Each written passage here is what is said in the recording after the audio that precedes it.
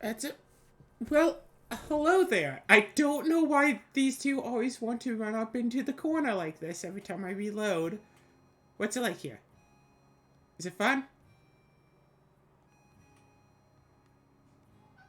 Can I... What are you doing? Why? Oh, hello, Cinnamon. Why do they want to run into the corner so much? It's weird. Anyway, let's call it for the day. So, good night, everyone. I hope you've all been well. Mostly, I haven't been doing much but playing a lot of Commanders stuff. You know, as I do. Mwah. Give your kitty a little kiss on the forehead. It's what the kitty deserves.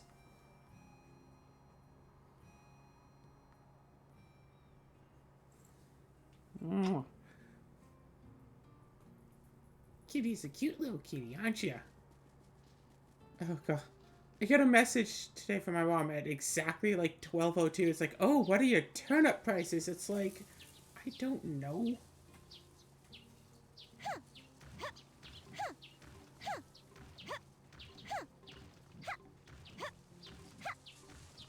Nice. All right. Yes. Okay, everybody off the fields. So this has to be done, right? Yes. Okay, that's done. Okay, Twinkle Tree level 9. Grape Tree is only level 4. Orange Tree and Apple Tree are nowhere to be found. Golden Cabbage is growing golden boom. Green Crystal. Right, green, blue. Move. Green, blue, and white. So yeah, we need the red crystal flowers still.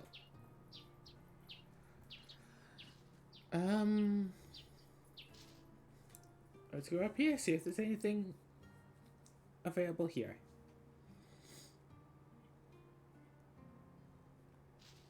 Nope. Still in the process of growing. Of course it is.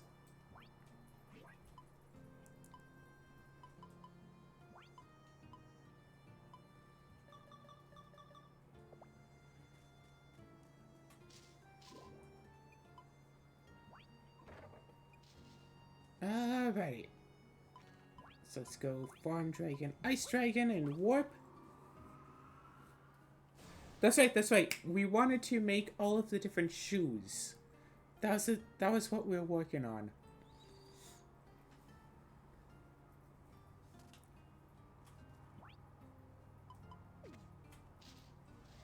Foam and foam. Take that. Yeah.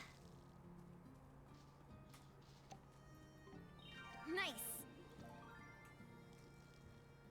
Alright, foam and foam and... I'm reasonably certain that Sword and Shield flowers don't have a giant form by this point, but... I mean, whatever.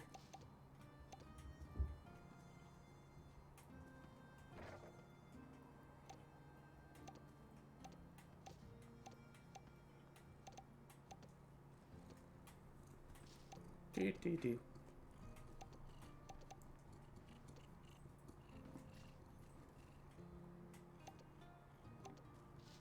All right.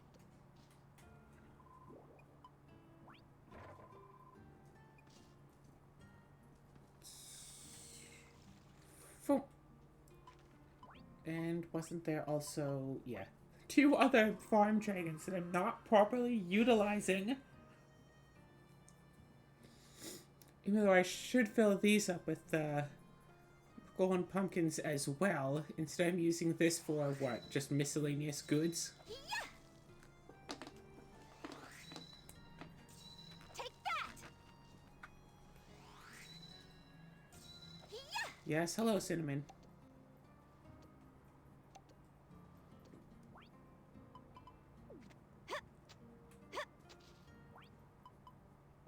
Easy does it.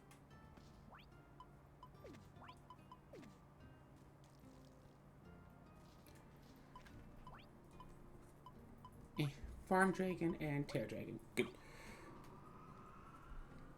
Things have been going so-so. I joined a new, gaming server in the hopes of trying to find some people to play Gloomhaven with, because, yes, while that game is fun, I don't know. Something I just don't want to play it again by myself. Again? You know? Ow.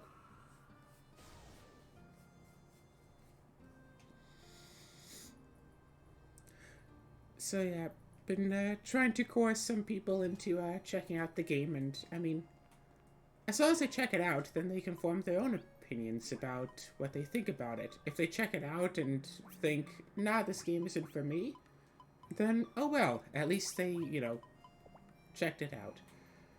If they just go, no, I don't even want to check it out, then that's not so good.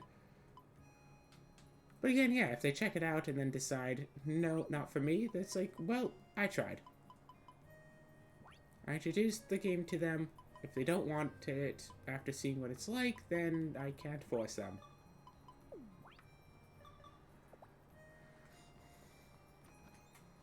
Or at least I shouldn't try to force them. You know how it is.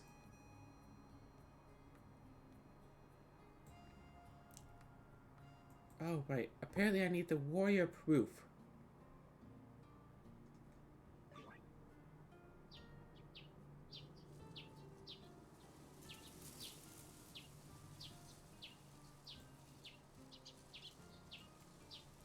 How to get the warrior's proof is in the Seed Fortress, because you need... It drops from the Goblin Viking.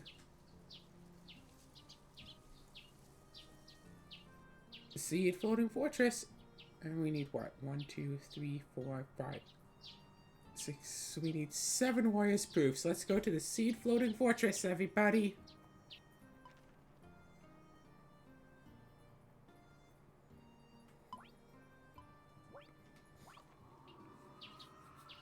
So we need Goblin Vikings.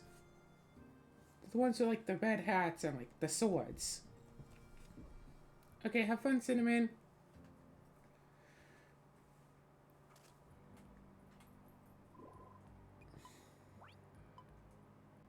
Okay, let's go.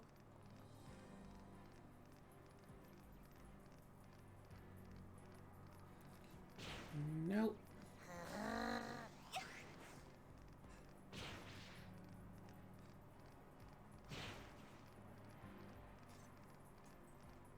This is supposed to be our fastest mode of transport, so we're just relying on it. Rain wobbin.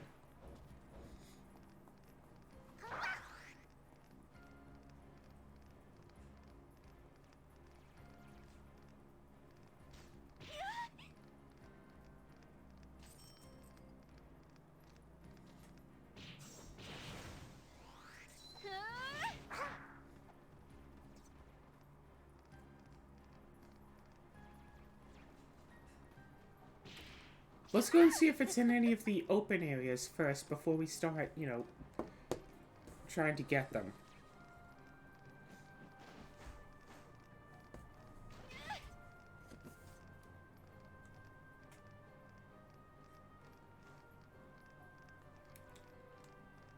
Oh yeah, that's the end.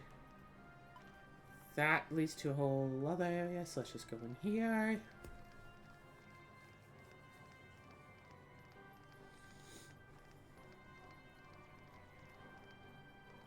Oh god.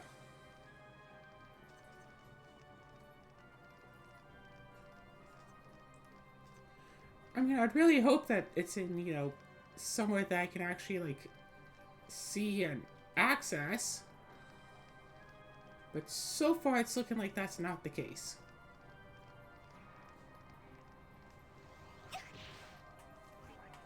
Okay, okay.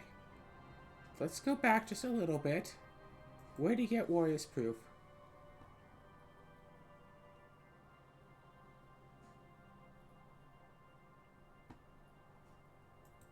Okay.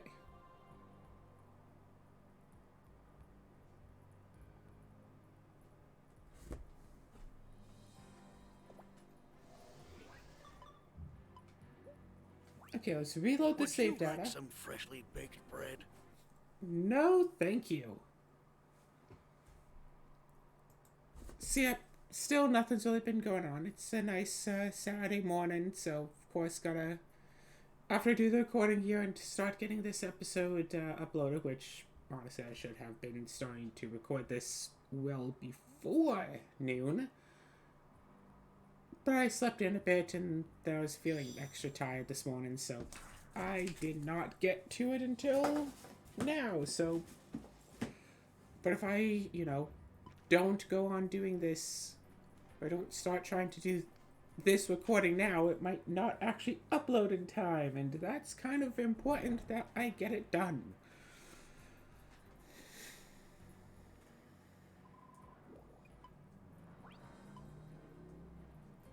All right, let's go.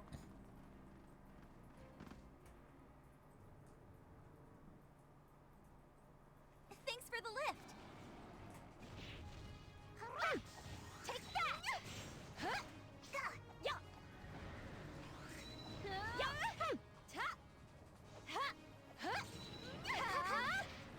I don't know why they just decide, yeah, the bosses are going to be invincible once they reach the halfway point. Yeah, boss is just invincible for like a minute or two. Don't mind anything. Up we go. Yeah, if only there was some way to just make all of the rooms just open for access. Like, just everything at once so we can just go to wherever we need to. Phew. So, yep, that's a monster box. That's a level 1 monster box? Monster box again? Yep.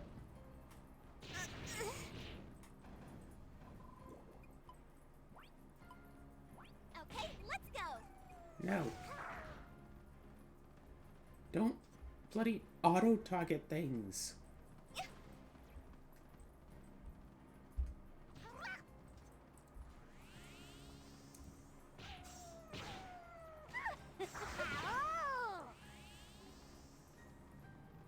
Yeah, it'd be nice if something or anything could say where these goblins are. But they're somewhere in the fortress. That's all we know. There.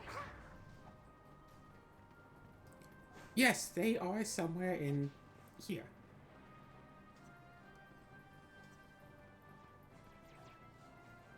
Nope. Okay. Oh, of course, low battery. Well, you're gonna have to try to last until this episode is done. And hopefully by the time this episode is over, I can find these blasted goblins. Oh, apparently you summoned a monster box. That's cool.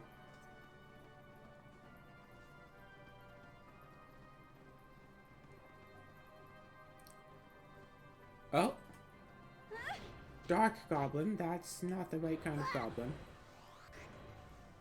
Dark orc. Nope.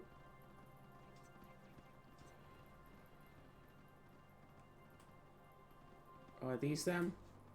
High orc Vikings. No. Or was it Goblin Vikings? Here we go. These guys. Okay. Thanks. Nice. I need 7 of this.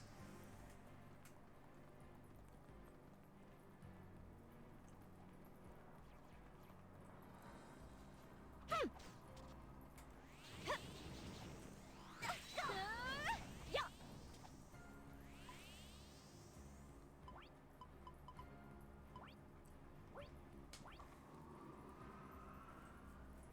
At least I think I need like 7 of it. I've gone 1 so far, so that's a thing, right? Yeah, I probably need 7. Oof, level 10. Ready to go? Actually, okay. It's so-so.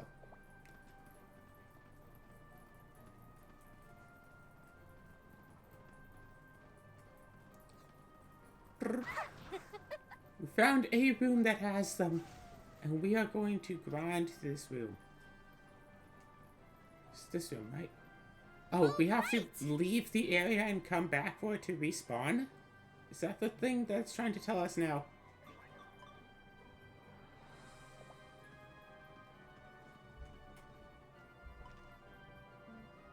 Okay, I can see this. I can see this. There we go.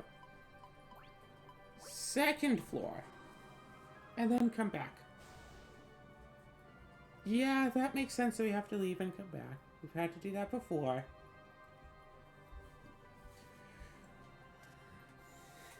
But yeah, like I said, there's really nothing happening. I'm Up we go. doing well on the whole don't buy anything this week, and I'm probably going to have to go and get at least some groceries for next week.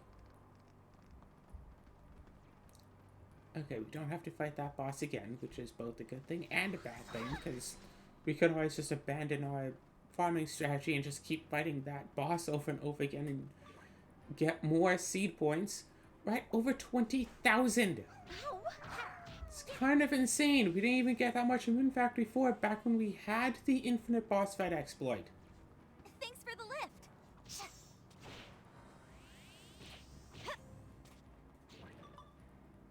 Yeah. Yeah. All right. Alright, Warriors Proof collected. 5 to go.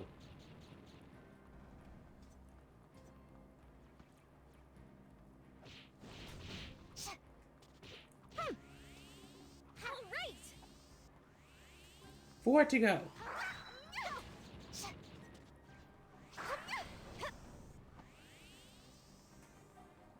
Okay, so far, pretty easy.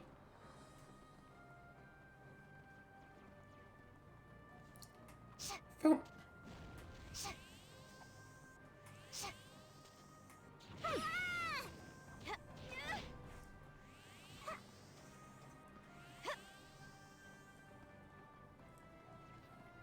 Ooh, giant spiders. Giant spiders are fun, aren't they?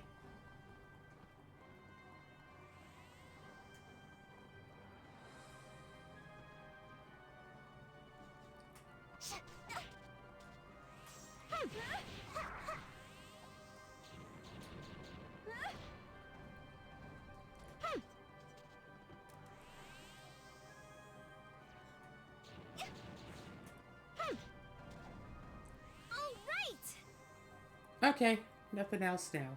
Let's respawn them. I've been having so much fun though playing my... Oh wait, that's right. Speaking of magic stuff, there's a Claire card now! All right.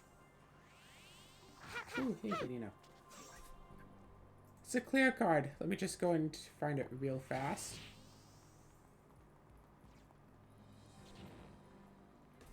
Claire de Lune Joy Sculptor.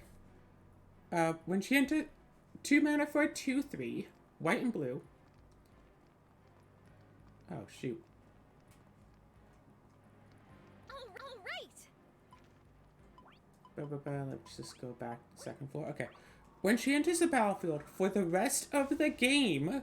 Okay, so you know it's going to be good, because all she has to do is enter, and then there's the rest of the game. Tokens you own become cards that are still tokens. All right. Let's go. Tokens you own become cards that are still tokens. They continue to... AKA, they continue to exist after they leave the battlefield. And then for 1 white, blue, and tap, you may put a token from your graveyard or hand onto the battlefield. So the whole idea is you get, like, you know, some big old token like a Merit Lodge. And then if it dies, you can pay 3 to get it back from the graveyard. But immediately my brain went to Balavoids. Because the tokens are now cards, you could do some sort of a strategy to make an arbitrary number of tokens, which you can absolutely do in Azorius. There are like 3 or 4 different 2-card infinite token combos. So make an arbitrary number of tokens, let them all die, let them just stay in your graveyard. Put out Bowel of Wits. Put out an Elixir of Immortality, and on the end step before your turn, Nice. crack the Elixir of Immortality, shuffle all of those tokens into your library. If you have your upkeep, there's at least 200 cards. You just win.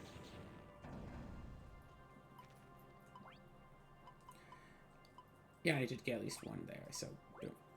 So that was the basis of the deck, was just get out an arbitrary number of tokens, let them die, shuffle them back in, Battle of Wits.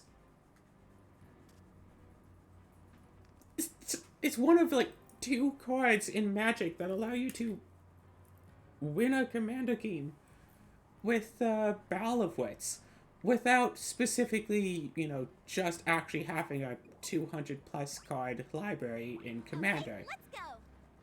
Just all you have to do is make these be your commanders and work their magic. And of course, this is an Acorn Stamp card, which is effectively a silver board card, which means you can't really use it in things, but, like, come on, it's me! It's Claire! There's a Claire card that's actually in English. It's a Claire in English.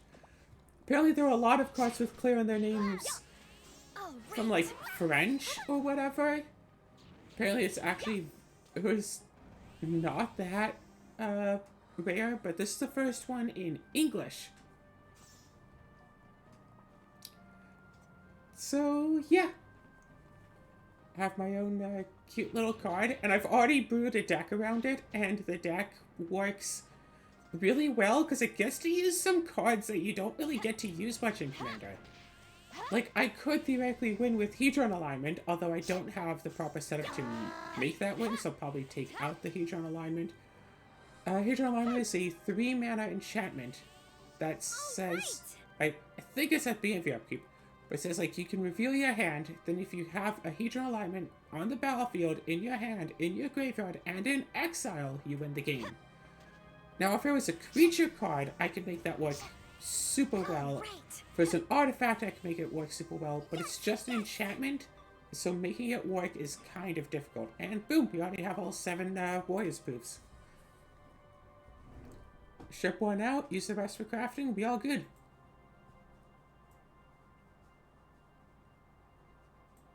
List of footwear and recipes. Razor fang, cotton, skins, and strings. Big bird's comb.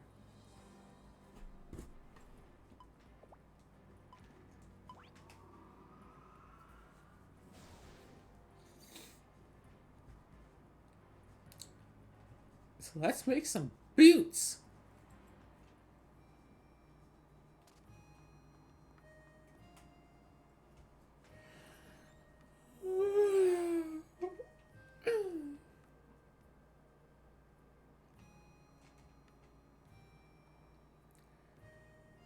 So, yeah, I've been able to get to use cards like Seance. Seance with the Sack Outlet with that deck is actually, like, super powerful. Seance is a 4-mana enchantment that says, at the beginning of each upkeep, you may exile a creature card from your graveyard. If you do, you create a token that's a copy of it, except it's a spirit. Exile that token at the beginning of the next end step. And Seance has this whole story of one guy who wanted to make money off of Magic by buying thousands of copies of Seance, and just buying all of the copies of Seance, and then tried to, like, bribe, like, World Tour professional players to play Seance, to, like, build a deck to play in, like, Legacy or whatever, Legacy or Modern, to try to win around Seance. And they couldn't do it. So I think the card went up from, like, 10 cents to, like, 25 cents or something. Like, it's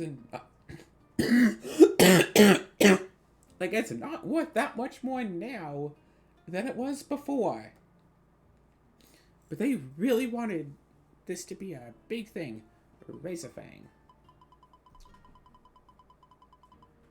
And I finally found a deck that can actually utilize Seance.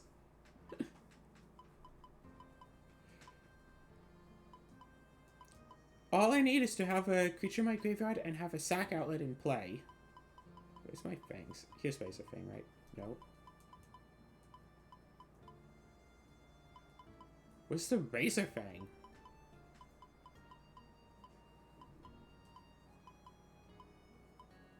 What's the Razor Fang? I thought I had a Razor Fang. I thought I checked this. Okay, it's like the white tooth.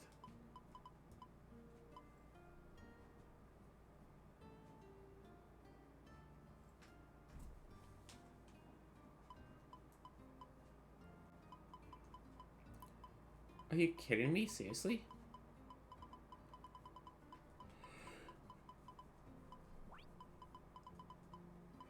Wow, Wolf Fang, but no Razor Fang. Looks like I'm going to need a couple of these. So these are the Laylaps. We saw quite a few of these, right?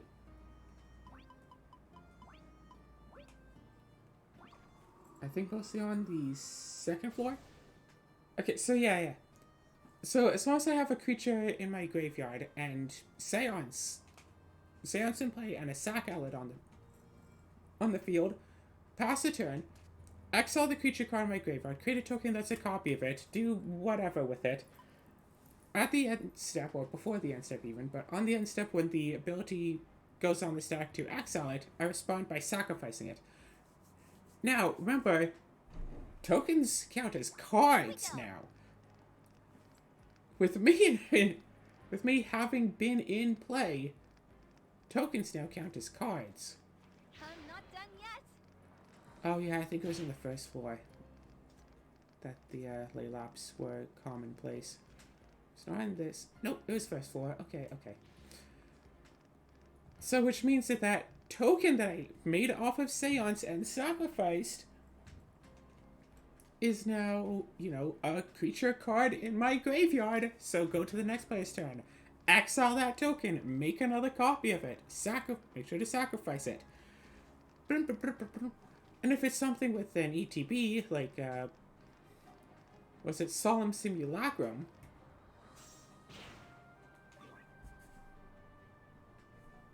One, two, three, four, five. So I only need like 6. Thanks. Go. Yeah.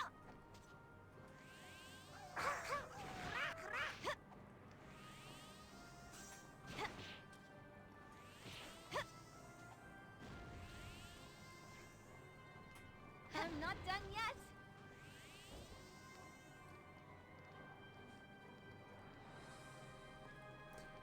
So yeah, if it, you know, Solemn Simulacrum, when it enters I get a land, and then when I sacrifice it I get to draw a card. Yeah, I understand that the battery is low. But when will you Don't understand? leave me all alone again. Bite me. So yes, get a Solemn Simulacrum that way, keep ramping out extra lands, get Warm Coil Engine out that way, sacrifice it, I make 2 more tokens. And, of course, with such a heavy token generating deck, there's a token cloner card in white that is also very useful. So I grabbed that card out, and all of my advantages are, you know, doubled. So yeah, that's basically just the deck, and usually by turn 8 or 9 I can combo off. Thanks. Or by about turn 5 or so, I'm just stuck in top deck mode because I don't have enough card draw. And I'm basically dead in the water. I think I should throw an Enlightened Tutor in there because that seems like a very useful card when I want very specific things. Razor Fang! Okay, now have I shipped out a Razor Fang yet? Yes. So I only really need like 5 of them.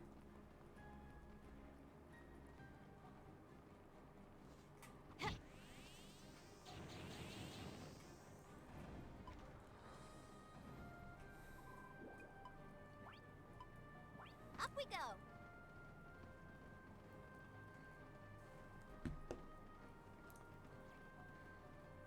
So yeah, the card got spoiled and I basically spent half a day just brewing a deck around it and playtesting and stuff. And, I mean, so far it's been fun.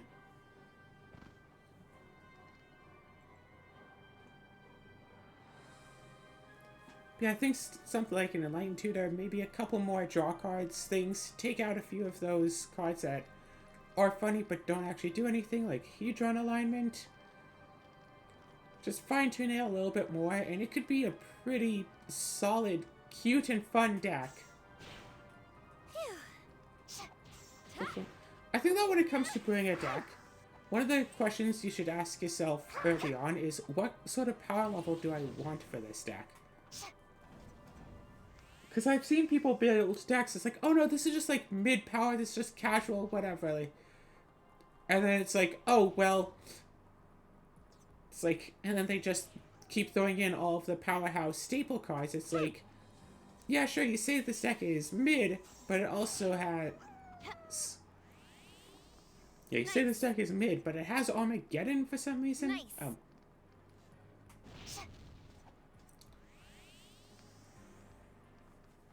What is it? I'm trying to remember the name of that one bloody card, but I can't... Blanking on it, whatever. It has Smothering Tithe, that's it. You say this deck is mid, but it has Mystic Grimoire and Mystic Study and Smothering Tithe and Mana Crypt and... Like, what makes you think this deck is mid? Oh, because I say it is. It's like, you're playing was it Demonic Tutor in here? It's like, what? How is this still mid? Oh, it's mid because I say it's mid. It's like, this deck isn't mid. Well, I say it's mid, so it's mid. Or, like, they'll have a deck that's, like, otherwise, like, you know, mid-tier, and then they'll just be all like, oh yeah, by the way, turn 1, land into Mana Crypt, into Solving, into Smothering Tithe turn 1. This is my mid deck. Turn 2, wheel with Smothering Tithe out. Get 21 treasures, win the game. Turn 2. Oh, gee willikers, that never happens. This is a mid deck. It's like, well, it doesn't never happen, because it just happened. Or, the thing I hate the most, oh, this deck is definitely super low powered. I mean, someone could just counterspell anything I play. So it's not like... So it's not like my Mickey's just Skellion deck is guaranteed to win. It could just be counterspelled. Someone could totally counterspell it. And then they also say, oh, by the way, in case anyone else ever plays anything, I'm always holding up 5 counterspells in the mana to use them at all times. Which is another thing that totally infuriates me about Magic players. The whole, oh, well, that card sucks because I could just counterspell it. Because I'm definitely holding up a counterspell to use against you at all times. That's not me being sarcastic, by the way. That's something that somebody actually told me once. That they would, that if we had ever played a game together, that they would make sure to always hold up a counterspell so they could counterspell my whatever card I was talking about. I think I was talking about making a Muldrotha deck back, like, when it first got spoiled. Right. And person like, oh, Muldrotha sucks, I'm just gonna hold up a counterspell and counter it as soon as you try to play it, so it sucks.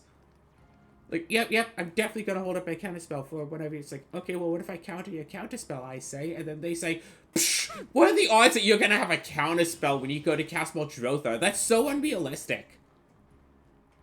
Like, they actually said that it would be unrealistic for me to hold up a counterspell to counter the counterspell. While also at the same time saying, well, I'll just make sure to hold up 2 counterspells so I can, you know, double counter your Muldrotha.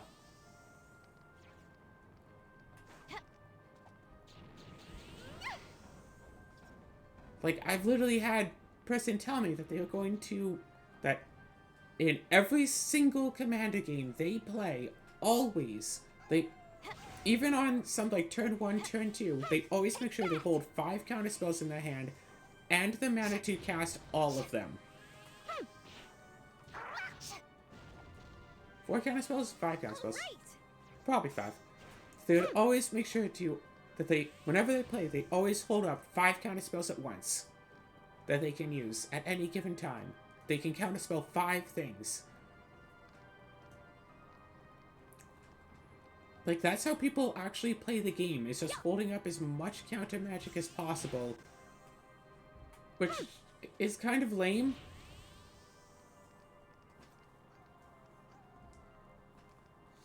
like, hey, I go and try to do a thing. They go, nope, I'll counterspell it. It's like, okay, well, I'll do this thing. Nope, I'll counterspell it. I'll counterspell you. I'll counterspell you. And then their friend goes, hey, I'm going to cast a spell and win the game. And the person's like, yeah, good job, friend. I knew you could win the game. You did this all by yourself. Good job.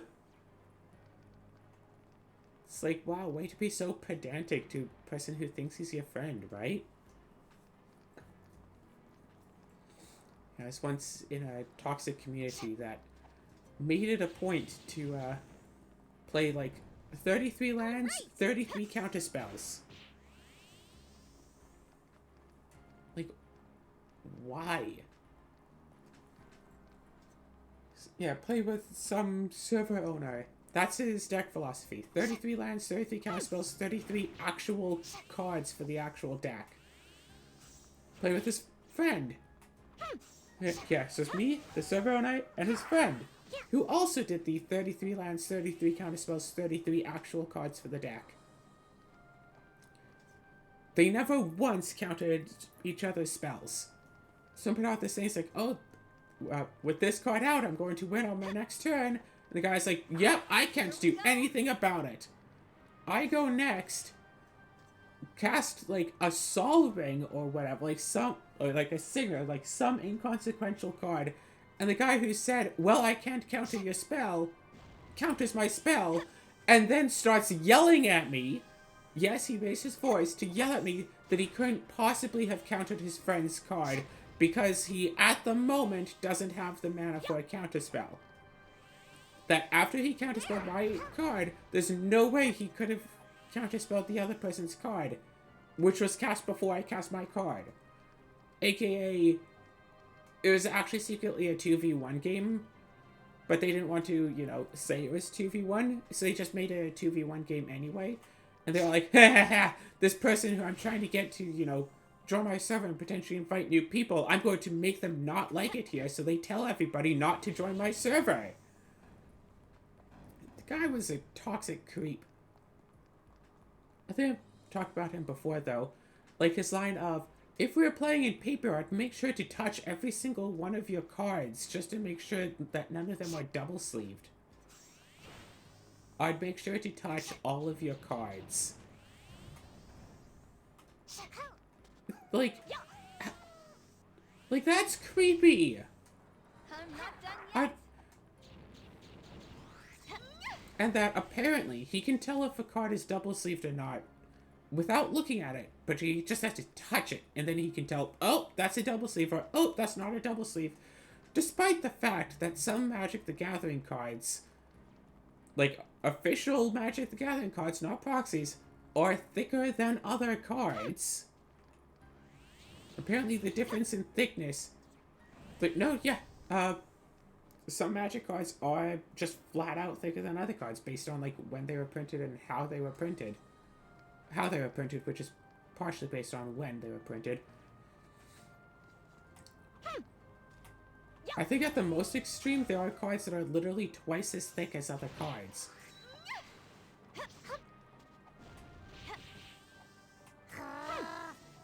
So, like, if someone really wanted to, they could cheat by, you know, having all of their lands be, like, super old, like, thick print cards, and having all of their other cards be, like, newer, not so thick print. So they'd be able to just, like, touch the top card of their library and be able to tell, oh, that's thicker, that must be a land.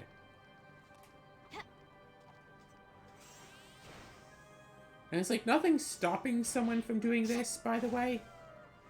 A person could just choose to do this. But nope, nope. I will touch every... But nope, I will touch every single one of your cards to make sure you're not cheating.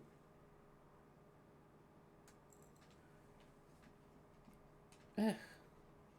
Of course, this was like forever ago. Lately, I've been doing a lot better with Magic players and stuff.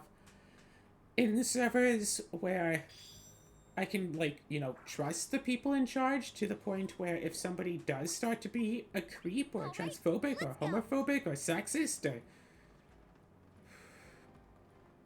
Let's say or racist, but I'm white. Racism doesn't get directed at me. Thanks.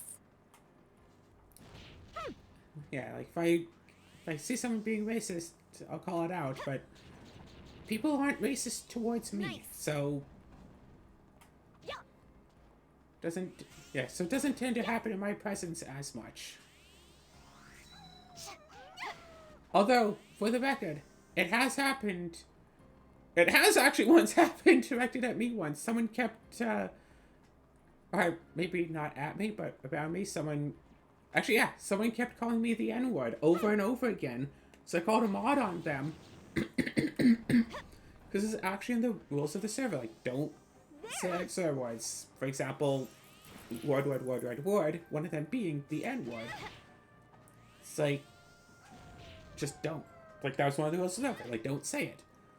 And so, again, wind up in a call with, like, this guy, a mod, or myself, and the guy's all like, what? I can say it. I can say, and says the word, I'm black. And the mod's like, yeah, we don't care. It's in our rules. Don't say it. It doesn't matter if you are black or not.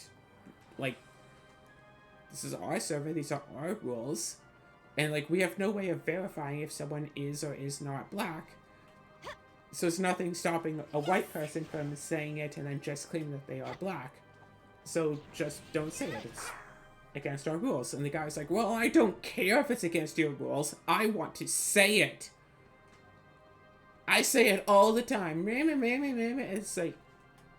So the mod wound up just banning the guy. And we all moved on. But it's like...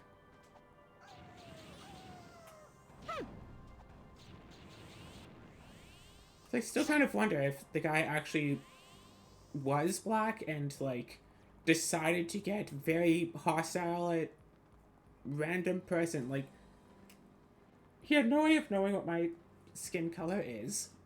But yet he decided to call me the word, and not in, like, a friendly way. Like, one might, think that it gets used in, or whatever. But no, like in a angry, hostile sort of way. You know, the kind of way that a racist would use the word. And then and then as soon as the mod came in, it's like, oh no, I can say it. I'm allowed. You know, the way that a racist might say it. So, yes, I get it, controller. Low battery. I hear you. Just, like, 20 more minutes.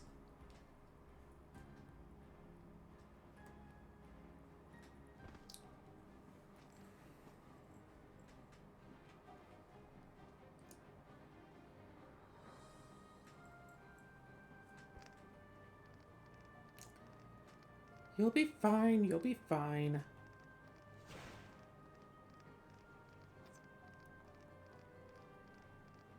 Floof the tail. And peep the baskets, whatever. Yeah, it's weird how some people, they can't just be patient. Like, someone will be, like, transphobic and, like, be talking to a trans person, and they won't just keep it to themselves. Like, I have to imagine that a lot of transphobic people are in fact capable of keeping it to themselves, and then that's why it doesn't seem like that there's as many transphobic people when you actually talk to them as there are, like, online and stuff. But I don't know why so many of these people just, like, can't keep it to themselves. Like, I go in, say hello, and it's like, oh, slur. And it's like, you didn't even make it, like, 3 seconds. And, of course, so many people I talk to about this go, oh, well, you should just ignore them.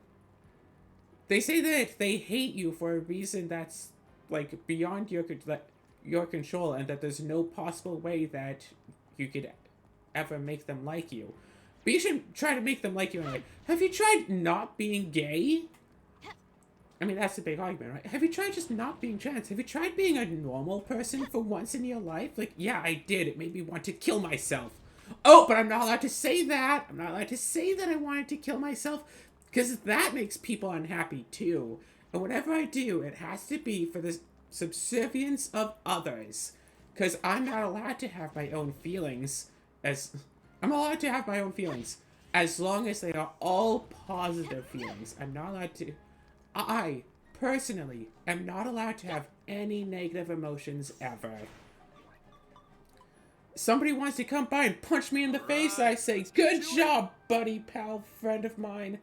Good job with the punching me in the face thing. Of course, this goes back to my childhood, and that's what my parents told of me, that somebody wants to come up and punch me in the face, well, I must have deserved it.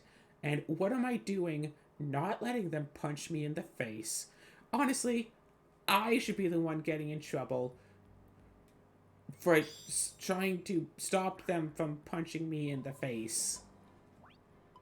Damn it. Yeah, I've talked about that before, how I got in trouble once because people were punching me in the face and I'd somehow managed to tear out a chunk of this kid's flesh with my trimmed little fingernail through a winter jacket. Well, not actually trying to attack him at all, but because this one kid happened to have, like, a red spot on his chest, he got off scot-free, and I got in trouble for apparently attacking him while... Here we go. Apparently, yeah, I got in trouble for attacking him while I was being punched in the face. Like, the kid didn't even deny that he punched me in the face. It wasn't just once. Over and over and over again. And he admitted that he did it. But because I had scratched him, he got off scot-free and I got in trouble. That's not a joke. That actually happened. I had in-school suspension because a kid punched me in the face and I might have hurt him while he was doing it. So yeah, I'm not just going to sit around and let people be, you know, ist or phobic or istic or whatever against me. Like, no, I call all of that out. If somebody is, like, transphobic or homophobic or racist or sexist or anything like that, I want to know right away so I can avoid that person with everything I've got. Why would I want to, like, be friends with somebody who hates me? Thanks. This isn't the 70s anymore. We find somebody who hates us, we don't have to deal with them for the rest of our lives. This isn't like school. This is, yeah, I mean, I was gonna say this isn't like back in school time for my parents, but my parents also both moved around a lot while they were growing up as well, so it's not like, you know, it's not like I live in some tiny town that I'll never move out of and have to, you know, keep dealing with these same people every single day for the rest of my life. Yeah. Somebody is sexist towards me, I call them out on it, get them in trouble, Yeah. and I never have to see them again.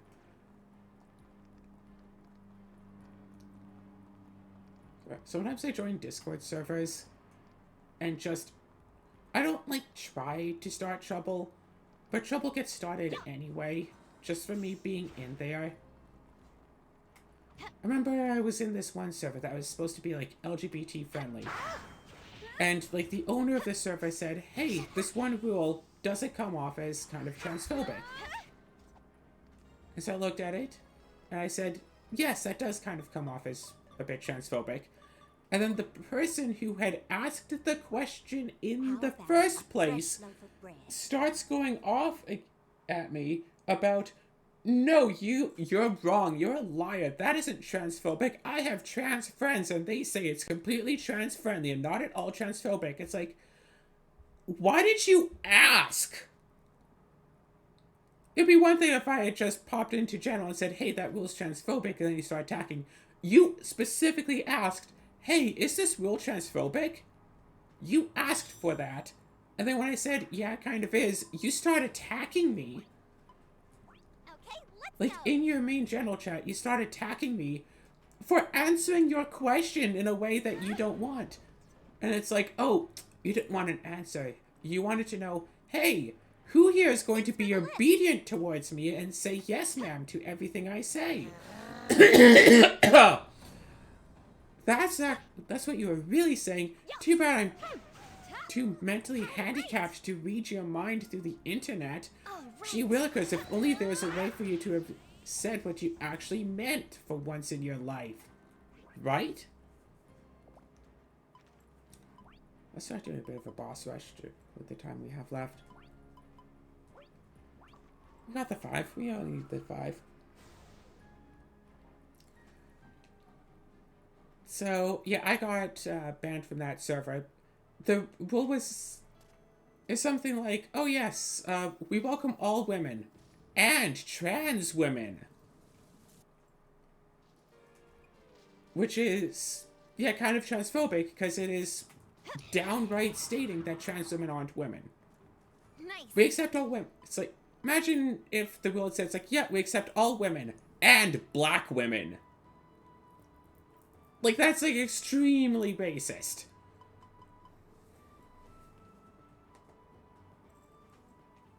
Like, if it had instead said, like, we accept all women, like, bracket, cis or trans bracket, then it's like, okay, that's, like, okay. A little bit, like, iffy, because, like, that, you shouldn't have to point out, by women, we also mean the trans women. Because we know a lot of people don't think that trans women are women. And we are going to poke into that to say that we are better than those people and we believe in you. And it's like with the current, like, anti-trans culture that we are in, I mean, culture has gotten better over the last couple of years, but with the anti-trans culture that we have been in, you could just say, we accept all women, and you could just say, like, bracket, yes, all women, bracket. Take that. I'll show you. Or you could be like, we accept all women, All right. bracket, yes, this includes trans women, close bracket. Okay, let's go. As a way of saying, it's like, we understand that a lot of people don't think that trans women are women, and we are here to say, yes, it's like, yes, trans women are indeed women. Like, they could have done that. It's like, yes, that includes trans women. Like, we shouldn't have to say this, but because people are being dumb, we will point this out. We will point it out that... Thanks. But instead, it's like, yeah, we accept all women and trans women.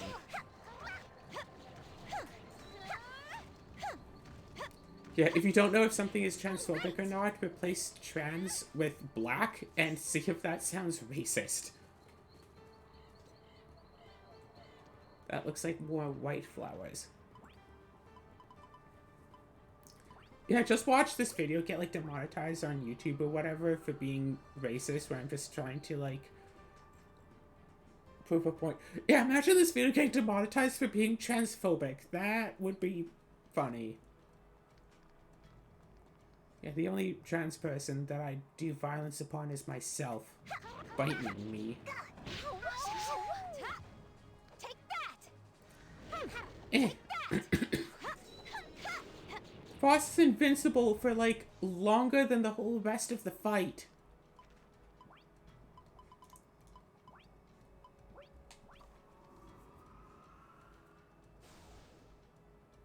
So, yeah. Stuff's going on. Whatever. But, yeah. My Umori tribal deck has been going well. I might wind up making... my new me deck has been going well as well. I might make a couple more Omori decks, because, like, creature and artifact would be super easy to do. Like, no real point in trying to work on it, whatever. Nice. Hey, it's Indy. However, Omori instant or Omori sorcery deck could be interesting to try. And Omori enchantments, like, could only be done with, like, 2 specific commanders. Because there's only what was it? Yeah, there's only 2 enchantments that can be your commanders that can also fulfill the requirement of color identity of black and green without having to will 0 it, at least. Because there's a 5-color enchantment that may or may not be legendary that people have hand-waved in as commanders, but that's a Rule 0 thing. However, there's Go Shintai, the Shrine Commander, that is a legendary enchantment creature shrine. But of course, people use that a lot. It got revealed and it's like, yep, nope, Shrine Tribal. And I could do Shrine Tribal with Omori and it'd probably be pretty good. Or, was it Choose a Background Commanders came out a while back, which was like a legendary monocolored creature with Choose a Background, and then legendary monocolored enchantments with the background subtype. And if your commander has Choose a Background, then you can have a background as a second commander. So there might be like a red creature that says Choose a Background, and you could combine that with, say, like a green background and have a red-green deck, or combine it with a blue background and have a red-blue deck. However, none of the Choose a Background legendary creatures are themselves enchantments, so I can't use them, right? Wrong. There is a legendary enchantment creature background with Choose a Background. It's colorless, except if it's one of your commanders, you can select a color before the game begins, and it is that color. So combine... It's a legendary creature with Choose a Background. It was made specifically for draft purposes. So you could combine that with... So say if you made, you know, a white and green deck, but you only got like a green Choose a Background commander, or a green background, you could do that as a white creature background, so you could still combine them. Did I go to the wrong place? I think I went to the wrong place. Nope, okay.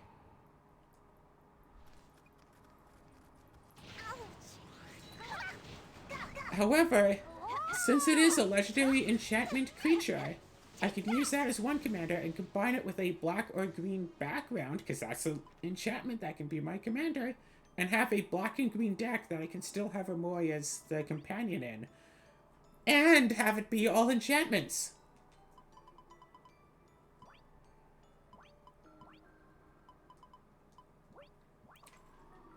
So yeah, I could... Which is kind of more ridiculous than just, yep, no, 5-color enchantment tribal. Just, yep, 5-color enchantments. It's like, no, specifically Golgari enchantments. There are some interesting Golgari enchantments that don't get used all that much. Because, like, in white enchantments, you have all of those bestow creatures. And I think there's some in blue, but it's mostly a white mechanic, so you could very well, if you had a 5-color, you could potentially just have a all-enchantment creature deck. And with 5-color, you could easily just do all-enchantment creatures. In which case, why not just have Omori just say creatures, and just have an all-creature deck, like... Same thing, basically. There's also a 5-color identity artifact, legendary artifact creature, so you could just, you know, 5-color artifacts. 8 till 10 mana. But I already have an artifact-based deck, and yes, I know that one extra point of cost reduction would be useful for it, but, like, whatevs, artifacts, you can also just do, yep, all 11 signets and Sawing and, like, Vault and Clock of Omens and all of this other stuff, and artifacts get really strong if you can keep pairing them with other artifacts. Creatures are, you know, the obvious choice. So, like, Planeswalkers, that's kind of, you know, out-of-the-box thinking. Nice. So I did a Planeswalker one. Tribal is super out of the box. I made a Tribal Omori deck, and it's a fun! It's ridiculously fun and awesome, and I love it. And then that leaves, you know, creatures, enchantments, artifacts, also instants and sorceries. Technically also lands, but Omori says non-land, so Could do instants or sorceries. Yeah, just all instant stack. It's like, in response. It's like, go to my turn. Play land for turn, pass the turn. And just keep doing stuff whenever I want to. Which, again, plenty of fun. So, who knows, maybe I'll make that. I do want to make this clear deck, but... don't exactly have lots of money for it, so I'm probably just make it all proxy or something, or... Who knows? I wasn't expecting myself to be released as a legendary creature. But now I feel like I'm obligated to make it. Did I mention I have, like, no self-control? So yeah, I'll probably make this deck. Fix it up a little bit, add a bit more card draw cards, add a... Enlightened Tutor, because it's a whole bunch of 2-card combos. I just need to find the combos. Oh, right, this one, which is, like, exile a creature card... Yeah, there's a 6-mana enchantment that's like, exile a creature card from your graveyard, pay its mana cost, create a token copy of it. I think it might exile something at end of turn. I'm not sure. But combine that with, like, say, Ornithopter and a sack outlet. I'll pay 0, exile Ornithopter, make an Ornithopter, sack it for, like, 2 mana, whatever.